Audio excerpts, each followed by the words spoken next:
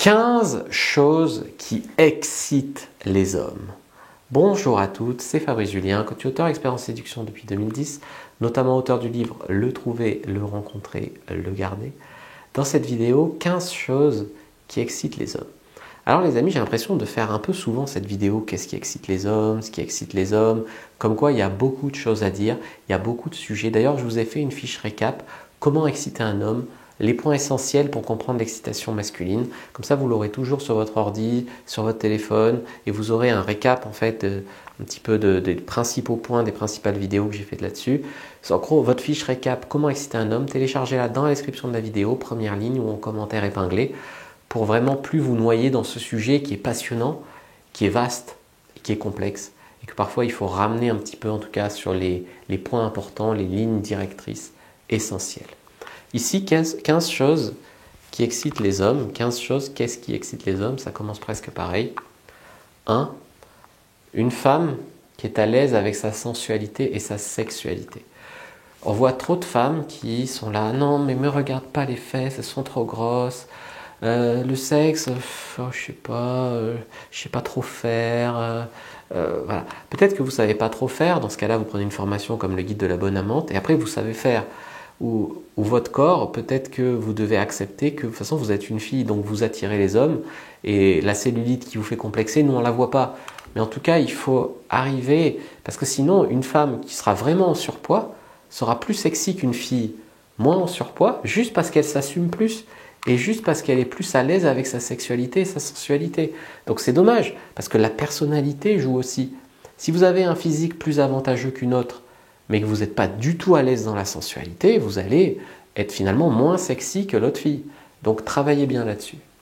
2. Complimenter un homme sur ce qu'il fait au lit. Il ne faut pas mentir, parce que si tu simules ou si tu mens, ça veut dire que tu vas lui donner des fausses pistes. Par exemple, s'il fait des cunis super mal et que tu simules le plaisir, il va continuer à te faire des cunis super mal. Donc il ne faut pas mentir. Par contre, vous pouvez le complimenter, l'encourager, en rajouter un tout petit peu sur ce qui fait que vous aimez.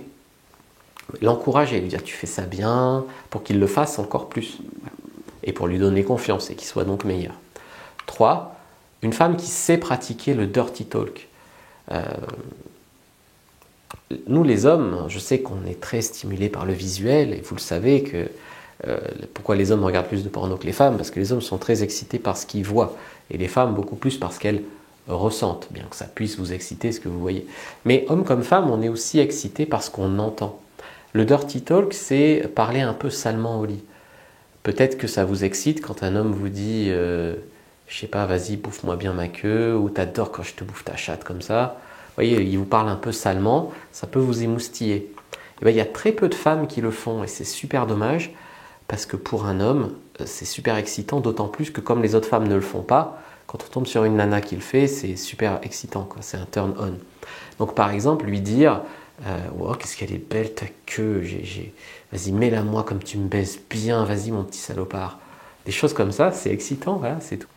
4. Une femme qui ne juge pas. Une femme qui ne juge pas les autres femmes, une femme qui ne juge pas le sexe, une femme qui ne juge pas cet homme parce qu'il est trop petit, la bite n'est pas assez grosse, et il ne tient pas assez longtemps. Voilà, une femme qui ne juge pas, une femme qui se montre bienveillante, ouverte d'esprit, respectueuse en fait. J'allais dire tolérante, mais tolérante c'est trop. Tolérante, ça voudrait dire que tu tolères des choses que tu veux pas. Non, là, juste qui n'est pas dans la mauvaise énergie, en fait, qui est dans la bonne énergie et qui veut des choses constructives. 5. Une femme capable de vous surprendre. Souvent, vous dites, ouais, mais mon homme ne me surprend pas, j'aime quand mon homme me surprend. C'est sûr, c'est vrai, c'est super bien. Mais pourquoi est-ce que parfois c'est pas vous qui le surprendriez? Pourquoi c'est pas vous qui réserveriez un restaurant? C'est pas vous qui l'emmèneriez par surprise dans un club libertin?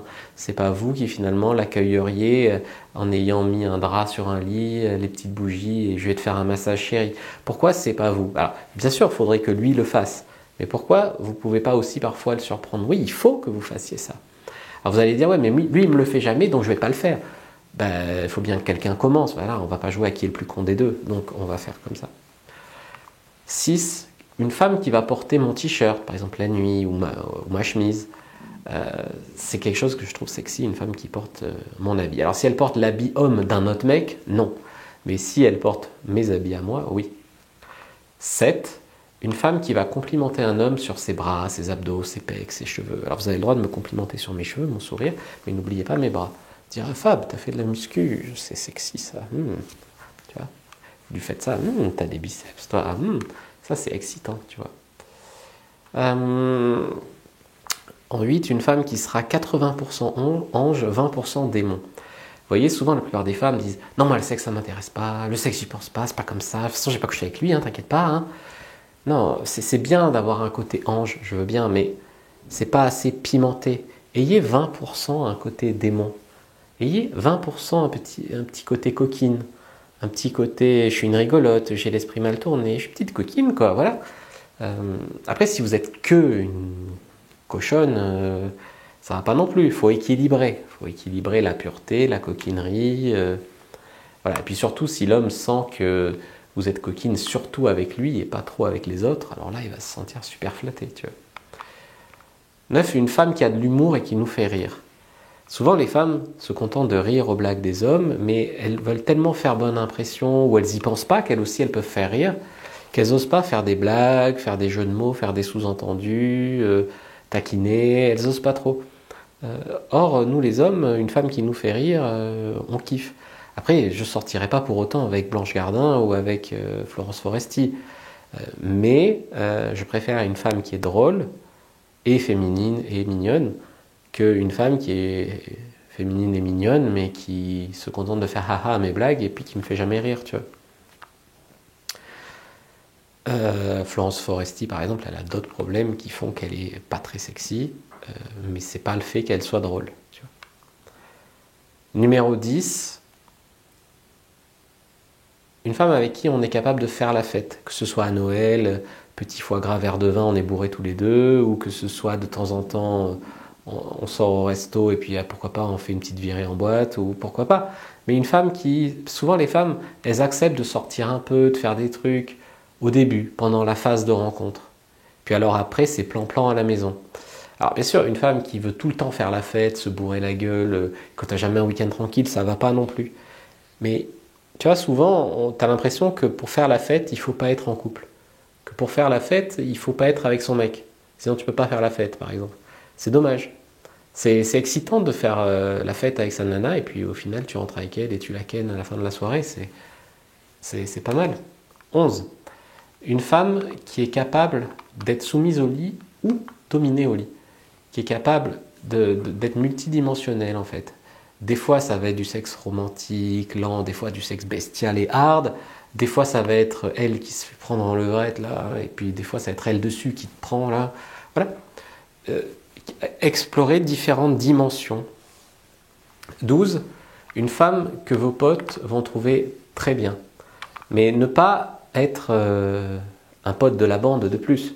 Mais si tu as l'approbation de ses potes, si tes potes disent ouais ta copine elle est cool, elle est mignonne, bah c'est beaucoup plus excitant pour un mec d'avoir alors, on devrait s'en foutre d'avoir l'approbation des autres pour notre copine, mais malheureusement les hommes c'est important pour eux que leur femme attire un peu les regards ou attire un peu d'envie ou soit voilà, parce que si tu te dis oh ta copine est vraiment laide et en plus elle n'est pas agréable, cool. Tu veux plus être avec elle après si tes potes te disent ça. Tu te dis qu'il y a un truc que tu n'as pas compris. 13.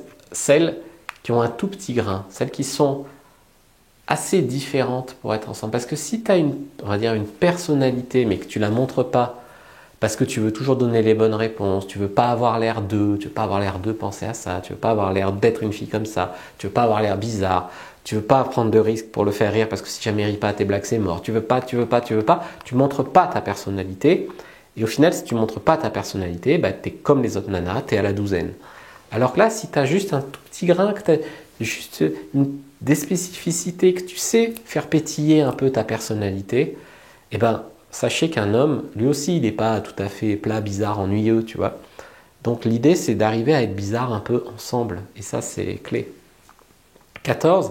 Être une femme qui a envie d'explorer. Pas être une femme qui dit bon ben c'est bon, on a couché ensemble, ou ben c'est bon, on a acheté une maison, et voilà. Une femme qui a envie de voir d'autres choses, qui a envie d'aller plus loin. Il n'y a pas un point d'arrêt. Comme je dis souvent, une relation qui stagne, c'est une relation qui recule. Vous devez toujours avancer, essayer des choses. Voilà. Sinon, ça stagne et ça recule. 15. Une femme qui, même si elle n'a pas trop confiance en elle, elle fait des efforts. C'est vraiment l'estime de soi qui est la clé et le courage. Parce que vous voyez, moi par exemple, je préfère une fille qui ne sait pas trop bien baiser, mais qui est dans une bonne énergie, qui a envie d'essayer, qui fait des efforts pour. Même si au final la technique n'est pas là, il y a l'envie, il y a ci, il y a ça. Plutôt qu'une nana qui va te dire voilà, j'ai pas envie de faire d'efforts, non, je sais pas faire, c'est pas la peine, de toute façon je suis moche, laisse tomber, non, non, non. Non, non, et un peu plus d'estime de toi que ça, tu veux faire un truc, tu fais des efforts pour l'avoir. C'est plus ça. L'estime de toi est importante. Tu mérites mieux que ça. Donc, respectez-vous, faites-vous passer en priorité et donnez-vous les moyens de réussir. Parce que si vous ne le faites pas, le monde ne le fera pas pour vous. Si vous ne vous respectez pas, le monde vous marchera dessus. Les hommes vous marcheront dessus. Les autres filles vous marcheront dessus. Si vous ne vous faites pas passer en priorité, les gens vont remplir votre emploi du temps avec leurs priorités à eux.